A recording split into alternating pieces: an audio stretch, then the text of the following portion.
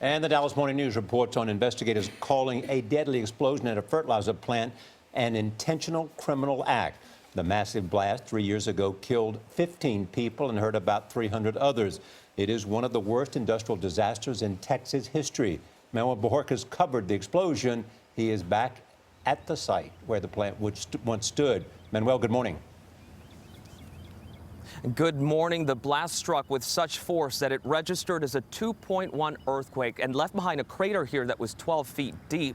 It has since been filled, but you can still find pieces of debris like this mangled rebar, and there is a memorial cross, reminders of the tragedy that happened here. When the massive explosion ripped through this Texas fertilizer plant in 2013, Dad, you okay? I can't hear. Come here. I can't hear. It leveled part of the small town of West. There has been an explosion on the fire scene. There are firefighters down at this time. The blast destroyed hundreds of buildings, including schools, a nursing home, and an apartment complex. 15 people were killed, 12 of them first responders who had rushed to the scene. We have never stopped investigating this fire. Wednesday, after more than 3 years and a more than $2 million investigation, federal authorities revealed the fire that sparked the explosion was deliberately set in a seed room at the facility. The fire has been ruled as incendiary. This means this fire was a criminal act. During their investigation, authorities said they rebuilt part of the plant in their lab, conducted more than 400 interviews, and analyzed evidence found as far away as 2.5 miles from the blast site. There's anger, there's confusion, there's frustration.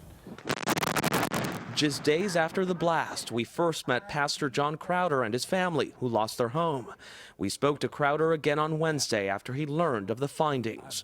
I really was surprised. I had settled in my mind that they were going to say it was some kind of electrical problem. It's hard to think that somebody would intentionally set that fire. Exactly, exactly. Authorities did not name any suspects. It just makes you mad. But Phil Calvin, whose son Perry was killed, already has a message for whomever is responsible. I want them to get the maximum penalty. I'd like to see them put so far back in prison that they don't ever see the light of day. Federal authorities are offering a $50,000 reward for any information leading to an arrest. They say they believe their investigation is headed in the right direction, but they need the public's help to, quote, get them across the finish line. Nora? Really interesting indeed, Manuel. Thank you so much.